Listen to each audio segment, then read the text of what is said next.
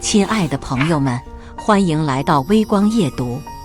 同居女友让我给她洗内衣，我却洗出了个用过的避孕套。接女友下班，才发现女友是上司小五，而我是她的备胎。撞破这场奸情后，她竟还趁我睡着后在枕边和上司电话聊骚，这些我都能忍，因为我抓住了她的把柄。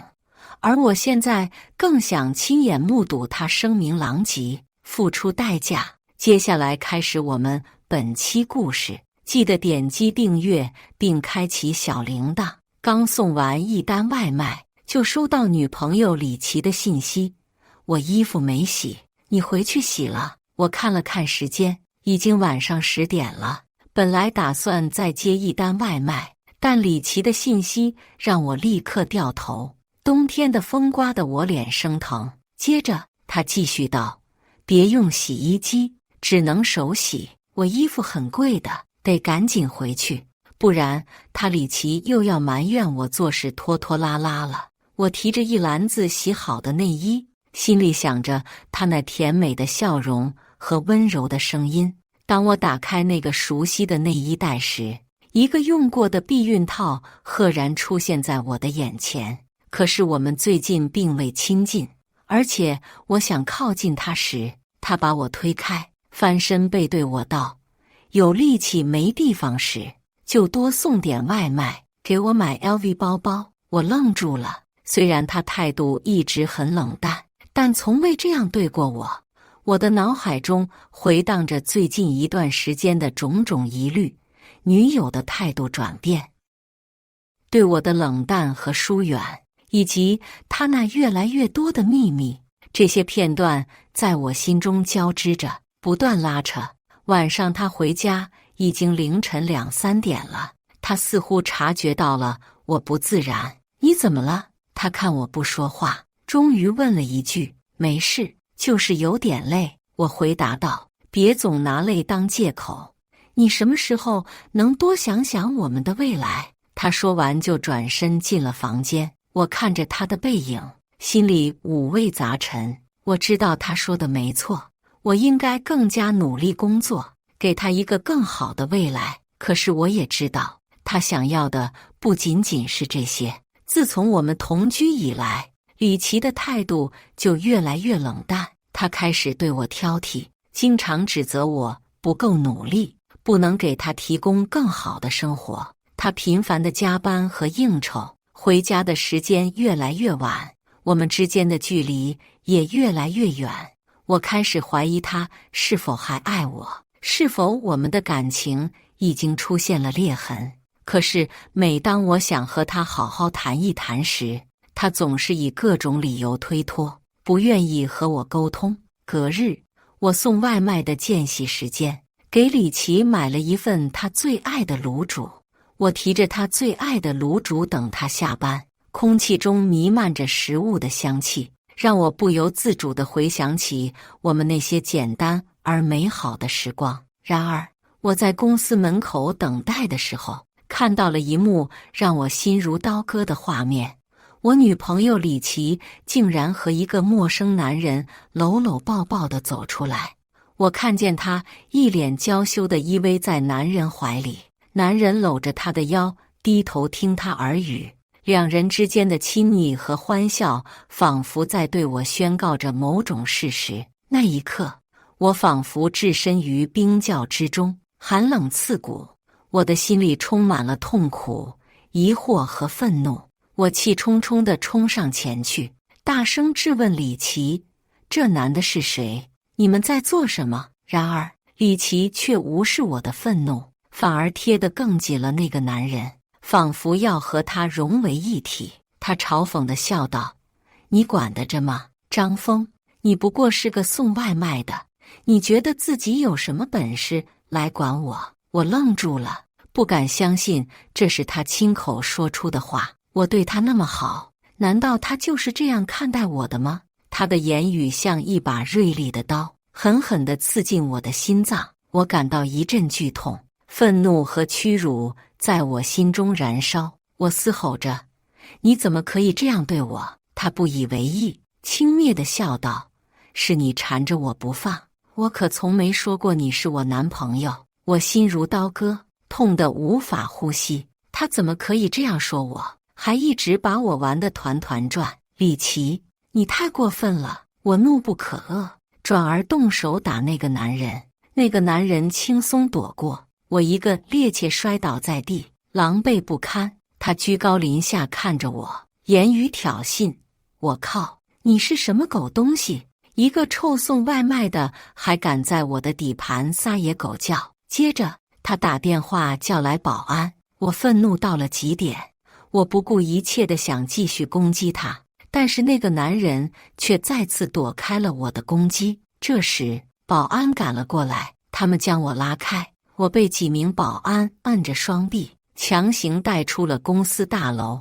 他们警告我说：“这里不是你送外卖的地方，赶紧走。”当我回头看到那扇大门缓缓关闭时，我发誓我现在受的屈辱，我一定要他们还回来。我送完外卖后，失魂落魄地回到了家。这个所谓的家，其实只是个狭小的出租屋。李琦已经睡着了，他的手机就放在床头柜上。他怎么还好意思回来？房租、水电费全部都是我付的钱。看到手机，我就想起了他和那个男人。我拿起他的手机，看到了他和其他男人的聊天记录。小骚货，今晚你想在哪里亲热？男人问道。亲爱的，你决定哦，只要别让我男朋友发现就好。李琦回答道。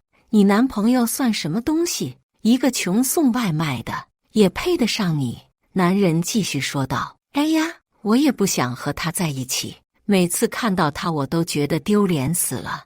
但是他一个月把钱都给我了，不要白不要啊！李琦无奈地叹了口气。看到这里，我已经无法忍受了。原来李琦一直在欺骗我，他根本就没有真心对待过我。他和那个男人早就有染，而我只是他的备胎而已。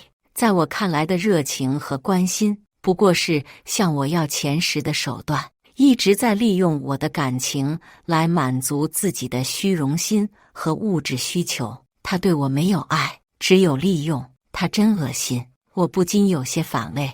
我要让他尝尝失去的滋味。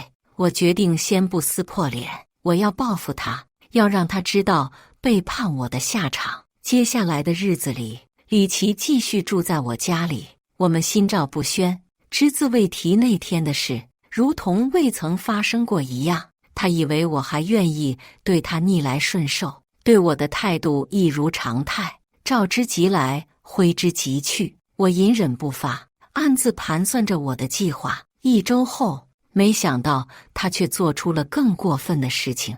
那天晚上，我睡着以后，一阵奇怪的呜咽声打破了我的梦境。等我反应过来，却发现在李琦在我背后发出了叫床声。我的心猛地一颤，一种不安的预感涌上心头。我悄悄地睁开眼睛，发现李琦正在床头低声地呼唤着什么，他的声音充满激情，但我却感到一种从未有过的寒冷。我的心像被一只无形的手紧紧握住，疼痛不已。啊，老公，我好想你。我听见李琦声音里满是娇媚。你什么时候能和我见面呀？人家等不及了。他继续说道，声音里充满了期待。我从来没有见过自己女友竟然有这么骚的一面，而且是对其他男人。我心里冰若寒霜。这些天，我打听到那个男人就是李琦公司的经理。我一直以为他对我深情款款，但如今看来，他的心里只有那个男人。晚点刺激的，李琦兴致满满道：“那下次来我家里，你还把这里当家？”我闭上眼睛，涌起一股强烈的愤怒和屈辱感。第二天早上，李琦像往常一样起床去上班。我一夜未眠，看着他离开的背影，心中充满了疑惑和不安。我决定继续暗中调查这个经理。经过一番调查，我发现那个经理叫王锤，已经有家室，并且老婆还怀着孕，但他依旧和李琦发生不正当关系。更让我震惊的是，他并不是只有一个女人，还有其他的小三、小四。李琦只是其中的一个小五，我把他供起来当宝贝，每天跪舔他，他竟然这么下贱，在别的男人那里做小五。我心中的愤怒如火山般爆发，我无法容忍这种无耻的男人和背叛我的女人，我要让他们付出代价。于是我开始悄悄搜集证据。我趁李琦深夜熟睡时，查看了他的手机聊天记录。他的手机是我吃了1个月泡面给他换的新款苹果，自然密码也是我自作主张设置的，我们爱情的纪念日。他满心欢喜看到最新款手机，哪儿顾得上手机密码是多少，随即拍照发朋友圈炫耀。到现在他都未曾改密码。我偷偷拍下了，发现了他和那个经理之间不正当的金钱交易聊天记录。他们工作时间，我借着送外卖名义，在他们公司拍到王锤经理和李琦的亲密照片。我深吸一口气，决定采取下一步行动。上次听到他说晚点刺激的，我提前在家里安装好了监控设备。那几天我故意早出晚归，甚至不回家，李琦也从来不会过问，刚好让他有机可乘，不费吹灰之力录下了李琦和王锤上床的视频。然后我将这些证据发给了王锤的老婆。我饶有趣味地看着手机显示已发送。接下来的故事更有意思了。发送视频后，我每天焦灼地等着事情的发酵。回到家里，艰难地保持沉默，观察着李琦的反应。突然一天，他看起来有些心神不宁，经常对着手机发呆，然后突然脸上露出惊恐的表情。我知道我的计划正在起作用，压制住内心狂喜。我今天特意提早下班，准备回家好好对他嘘寒问暖。我给他发信息道：今天你回家吃饭吗？我做了你最爱吃的菜。良久，他回：知道了。烦死了。他的回复一如既往的敷衍，但是我已经不在乎了，我的目的已经达到了。晚上，我们一起坐在餐桌前，餐桌上的饭菜散发出诱人的香气，但气氛却异常尴尬。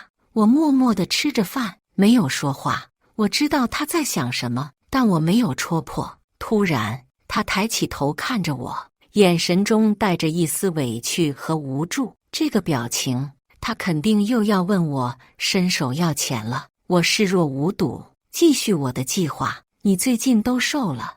我夹着他爱吃的菜到他碗里，多吃点。他看着我，表情似乎有些动容，我却内心作呕。等他熟睡后，我心中太好奇他们发生什么了，决定打开他的手机，看到她和闺蜜的聊天记录。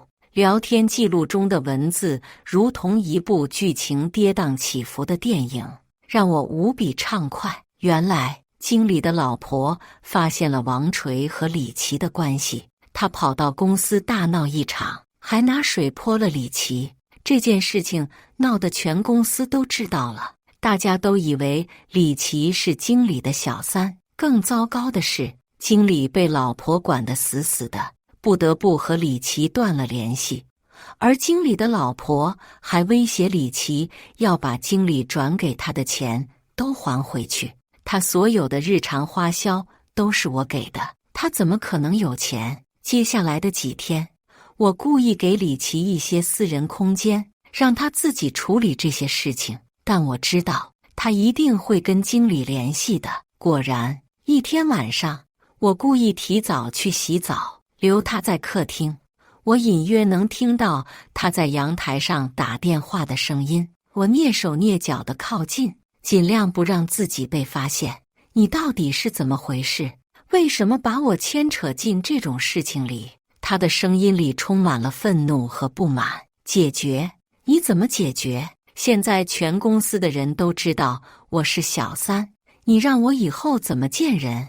他的情绪越来越激动。误会？你觉得你老婆会相信吗？她现在已经恨死我了。他的声音里充满了绝望。我听着李琦对着电话那边发怒，内心一阵狂喜。这对狗男女不能见光的关系终于公之于众了。但是这还不够，还没开始狗咬狗呢。按照我对李琦的了解，他一定会来找我寻求帮助，尤其是当他陷入这种经济困境时。这几天，我像以前一样对他无比关心，嘘寒问暖，为他准备喜欢的食物，陪他散步聊天，等着他开口。终于，在一天晚上，他避重就轻说他欠了一笔钱，丝毫不提当小三被揭露的事。他轻轻地拉住了我的手，眼神中透露出一丝无奈和恳求。我真的不知道该怎么办了，那笔钱我根本还不起。我轻轻握住他的手，温柔地抚摸他的头发，微笑着说：“别担心，有我在，我会帮你的。”说着，我拿出一张银行卡递给他，这里有一些钱，你先拿去应急。他看着我，眼中闪过一丝惊讶。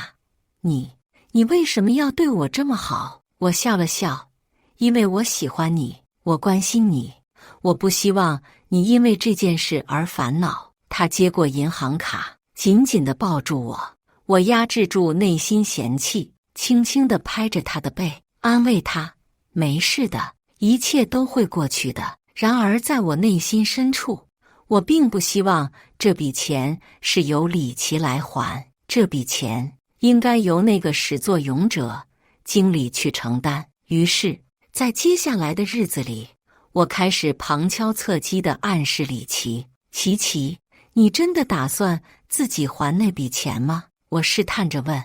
他叹了口气：“我也不知道该怎么办，但总不能欠着别人的钱不还吧？”我知道他肯定是怕继续被经理老婆纠缠不放，可是这笔钱并不是你借的，而是经理转给你的，按理说应该由经理来承担这个责任。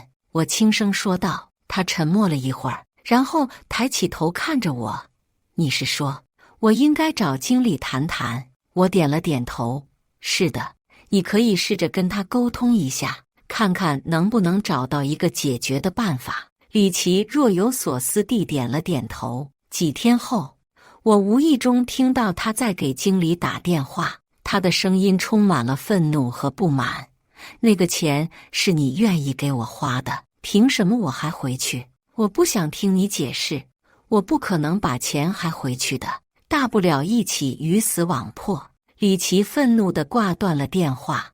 我连忙回到房间装睡，等到了后半夜，我蹑手蹑脚查看他手机，果不其然，他怎么可能真的给这笔钱？经理不仅真的给他转了钱，而且数目不小，不过还要求他一起出差，酒店房间都已准备好，就差李琦了。既拿到了我的钱，又在经理那里捞了一笔，他是既要又要还要，真是贪心。自从李琦收到那笔钱后，他的生活态度发生了翻天覆地的变化。每天下班回家，他脸上的笑容明显增多，不再是以前那种冷漠、疲惫的模样。相反，他会主动与我聊天，分享工作中的喜怒哀乐，甚至是一些琐碎的小事。我能感受到他的愉悦和轻松，仿佛卸下了重重的包袱。你最近怎么这么开心？我试探着问他。李琦笑着回答：“因为我工作上最近业绩不错呀。”我装作好奇地问：“是奖金吗？”李琦神秘地摇了摇头：“不完全是，算是别人对我的一种提成补偿吧。”我假装有些不解：“补偿？为什么给你补偿？补偿？难道不是皮肉生意？”李琦欲言又止。其实是一件小事，只是对方比较大方，愿意给我一些钱。我知道其中隐情，但没有继续追问。日子一天天过去，李琦的变化越来越明显。他开始关心自己的穿着打扮，尤其是内衣的选择。有一天晚上，我们一起逛商场时，他特意拉着我去内衣专柜挑选内衣，还问我的意见。我心中一惊，我们已经很久没有亲密接触了，难道他想？一个想法在我脑海中闪现，他不是要和经理一起出差吗？我有些尴尬地说，你以前不是最不喜欢逛街买内衣吗？李琦脸上泛起一丝红晕。我最近发现内衣对女人的形象和气质都很重要，所以想换一些款式和材质更好的内衣。哦，原来如此，我心里有些纳闷，不知道这和他收到的那笔钱有没有关系。回到家后，我和李琦一起在沙发上看电视。我趁机问他，你最近好像对内衣很感兴趣。李琦坦然回答，是啊，我想让自己更完美一些。你难道不想吗？我笑了笑，当然想，但是完美是永远追求不到的。李琦讥讽我道，有钱了就要好好打扮自己啊，难不成给你买，你又穿不出来名牌的感觉？我无语，并未反驳他的话。我心生一计，想起了当时看到了他们所住的酒店信息，既然他这次那么期待，我可不会让他失望。当李琦出差时，我却先主动前往李琦妈妈家拜访。李琦妈妈见我到来，有些意外。我告诉她我最近赚了大钱，打算为李琦买房子，并且给他2万块钱。李琦妈妈听到这些，眼中闪过一丝贪婪。李琦妈妈用一种审视的目光看着我，语气有些不屑，你说你赚了大钱，买房买车了吗？我回答道，妈，我正在努力实现自己的事业，未来一定会更好的。李琦妈妈冷笑一声，现在的年轻人就是好高骛远，没有真本事还想一步登天。我心中有些不悦，但仍然尽量平心静气地说道，阿姨，我只是想给李琦一个稳定的未来，让他过上更好的生活。李琦妈妈却打断了我，就2万块钱你还想给他更好的生活？你一个穷送外卖的，怎么买车买房？想让我女儿和你一还房贷呀？也不看看值几斤几两？得了吧你！我尽量保持冷静，回答道，阿姨，我知道您是为李琦好，我会好好待他的，请您相信我。李琦妈妈却不以为然，她认为我只是在空口说白话，对我的提议不屑一顾。我感到一阵心寒，看着李琦妈妈冷漠的表情，她和李琦一样被那笔钱蒙蔽了双眼。当李琦和经理一走，我连忙把他们的聊天记录、酒店信息全都截图保存，并转发给了经理老婆。我的心脏砰砰直跳，手心都冒出了冷汗。我知道，这一刻我已经踏上了无法回头的路。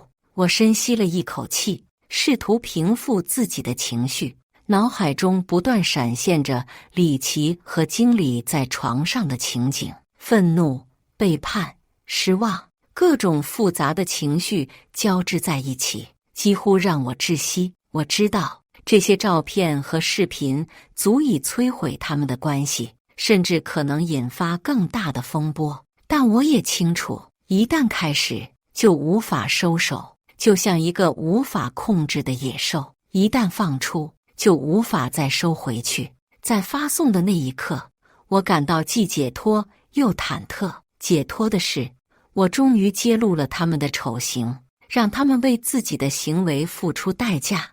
忐忑的是，我不知道接下来会发生什么，是否会引发更大的麻烦。第二天早上，我接到了李琦哭泣的电话，他声音颤抖地说，你快来警察局接我，我出事了。我心中一紧，急忙问，怎么了？发生什么事了？李琦没有回答，只是不停地哭泣。我意识到事态的严重性，立刻赶往警察局。在路上，我特意给女朋友的父母打了电话，告诉他们发生了什么事情，并要他们一起来接女朋友。当我到达警察局时，女朋友已经被带到了一间询问室。她看到我和父母，脸上露出了惊讶的表情。我有些嫌恶，却还是安慰她：“别怕，有我们在呢。”然后转头问警察：“请问，我女朋友到底犯了什么事？”警察严肃地说：“她涉嫌破坏他人家庭，导致对方妻子大出血，闹出人命。”我一听，心中顿时一沉，完全超过我了可控范围。怎么闹得那么严重？女朋友的父母听到这个消息，震惊得无以复加。他们看着女朋友，眼中充满了失望和愤怒。女朋友哭着解释说：“我不是故意的，我只是……”然而，她的话还没说完，就被经理的老婆的家人和妹妹打断了。他们拿着经理和女朋友上床的视频作为出轨证据，愤怒地喊道：“你们看看，这就是你们的女儿，她破坏别人家庭，还害死了人，我们要告她。”女朋友的父母无言以对，只能默默地承受着这份耻辱和痛苦。我看着眼前的一切，心中五味杂陈。接下来的日子里，事情的发展超出了我的控制。经理的老婆将女朋友告上了法庭，要求赔偿损失和精神赔偿。同时，李琦也因为涉嫌破坏他人家庭而被警方调查。一时间，整个事件成为了社会的热点话题。在这个纷繁复杂的社会里，每天都会发生各种各样的事情，有些事情让人欢喜，有些事情则让人痛心。经理王锤，他曾经有着幸福的家庭和美好的爱情，然而是他自己亲手瓦解了幸福美满的家庭，并且动手把身怀6甲的老婆打到一尸两命。经理的老婆去世，整个事件如晴天霹雳，在公司内外引起了轩然大波，经理因此被判刑。而他老婆一家则坚决认为是李琦某种程度上导致了这场悲剧，因此将他告上了法庭。李琦的父母得知此事后，反应极为激烈，他们原本就对我和女朋友的关系持保留态度，现在更是找到了发泄的出口。你看看你找的是什么人？现在好了，我们家都被拖下水了。李琦的父亲愤怒地拍着桌子，脸色铁青。李琦母亲则是一边哭一边指责：“我们辛辛苦苦把你养大，不是让你去给别人惹麻烦的，现在怎么办？你要我们怎么见人？”面对他们的指责，我选择了沉默，而且我没有义务去承担女朋友家的这个重担。李琦被父母的怒骂声吓得瑟瑟发抖。他无助地看着我，希望我能够站出来为他说话，但我只能无奈地摇摇头，表示自己也无能为力。李琦的父母突然转变了态度，他们不再是对我冷眼相待的人，而是满脸堆笑地找到了我：“小李呀，我们知道这段时间你和你女朋友经历了很多，其实我们也是没有办法才让你帮帮我们的。”李琦的母亲眼中含着泪水，试图说服我：“我们知道你们现在正是谈婚论嫁的时候，如果能顺利帮我们把这关过了，我们同意你们结婚，也同意你们在一起。”父亲补充道，仿佛这是对我的一种恩赐。我沉默了片刻，心中五味杂陈。我理解他们的苦衷，但我也清楚他们的自私和重男轻女的观念。叔叔阿姨，我很感激你们现在能站在我们的角度考虑，但这件事情我恐怕不能答应。我深吸一口气，坚定地说出了自己的想法。他们显然没想到我会拒绝，脸色都有些僵硬。为什么你现在不帮忙？以后我们家的困难你也不管吗？李琦父亲有些激动地质问我。不是我不愿意帮忙，而是我觉得这件事情不能这样处理。我解释道，李琦是个独立的个体，他应该为自己的行为负责。我也有我的人生规划，我不想被这样的事情束缚。你怎么这么不懂事？现在我们家里有难，你就不应该这么自私。李琦母亲也开始责备我，我摇摇头，阿姨，这不是自私，我是真心为李琦好，也为你们家好。如果我现在承担了这一切，那么将来更大的困难和责任呢？难道都要我来承担吗？他们一时语塞，想不到更好的理由来勉强我。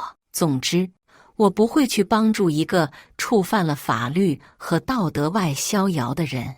我再次强调了自己的立场。最后，经理得到了他的惩罚，被判入狱。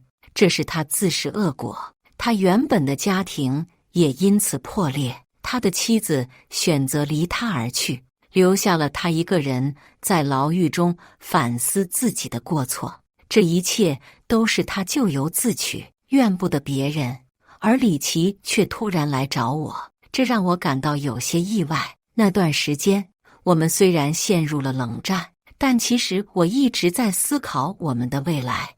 我曾经想过原谅他，重新开始，但是当我看到他那若无其事的样子时，我就知道我们之间已经不可能再有未来了。是他亲手毁掉了我对他的信任，还有我们的感情。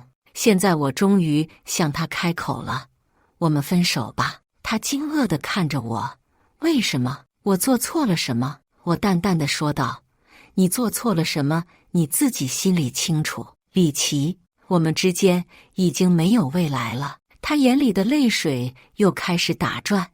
你就不能为了我们的感情再努力一下吗？我摇摇头，有些事情不是努力就能改变的。自从那件事情发生后，我们已经很久没有联系了。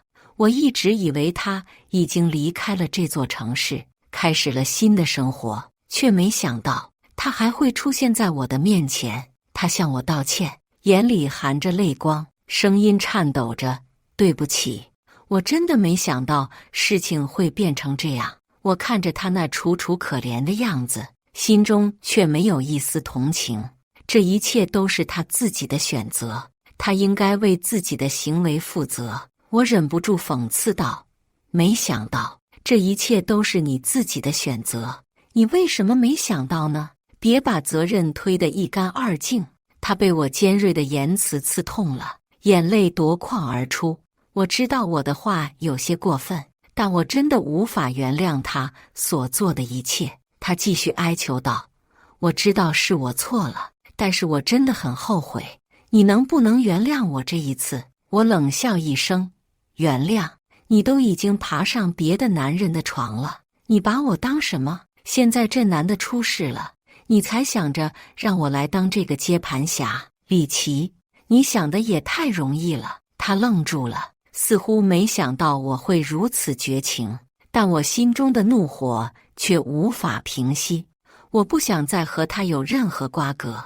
我看着他苍白的脸色和划过脸颊的泪水，心中也有些不忍，但我知道我不能原谅他了。他已经背叛了我们的感情，背叛了我的信任。我无法再像以前那样对待他，无法再给他任何机会。我们之间已经结束了。我狠下心来说道，你带给了我太多的痛苦和失望，我不想再和你有什么瓜葛了。他听到我的话后，身体微微颤抖了一下。我知道他很难过，但我已经无法再回头了。就这样，我们结束了那段曾经刻骨铭心的感情。虽然心里有些痛，但我明白长痛不如短痛。分手后不久，他搬离了我们共同居住的地方。听说他辞去了工作，整天浑浑噩噩地过日子。听到这个消息时，我并没有太多的感触，因为我知道这一切都是他自己选择的路。3年后，我已经辞去了外卖员的工作，用积蓄开了一家小餐馆。虽然店面不大，但生意还不错。我也遇到了一个善良、体贴的女孩，我们相爱，并决定步入婚姻的殿堂。有一天，我正忙着打理餐馆的生意，突然间一个熟悉的面孔出现在门口，是李琦。他看上去憔悴了许多，手里还提着一箱外卖。看到他的落魄样子，我没有任何怜悯之心，因为他曾经对我的伤害和背叛，让我对他彻底死心了。他默默地走到柜台前，低声说：“我来拿外卖。”我机械地为他打包了一份餐食，心里却没有任何波澜。他接过外卖，准备转身离开。就在这时，我看到了他手上的疤痕，那是曾经我们一起做饭时不小心留下的。我突然觉得有些心酸，但我知道这一切都是他自己酿的苦果。如果他当初没有做出那样的选择，也许我们现在还会幸福的在一起。但是他选择了背叛我，选择了毁掉我们的感情，那么他就应该承担后果。他灰溜溜地离开了餐馆，我看着他的背影，心里没有一丝涟漪。我知道我们已经成为了彼此的过去式，从今往后，我要珍惜眼前人，过好自己的生活。对于李琦，我只能说，我们已经回不去了。希望他能够好自为之，找到自己的幸福。他并没有在我的生活中留下太多的波澜。餐馆的生意依旧红火，我和新女友的感情也日渐升温。我们计划着未来，憧憬着美好的生活。毕竟，挥别错的，才能遇见对的人。感谢大家的观看，本期故事精彩吗？欢迎大家在下方评论区吐槽。如果你喜欢这类故事，记得点击订阅微光夜读，并分享给更多的人。这会对我帮助很大。再次感谢大家的观看。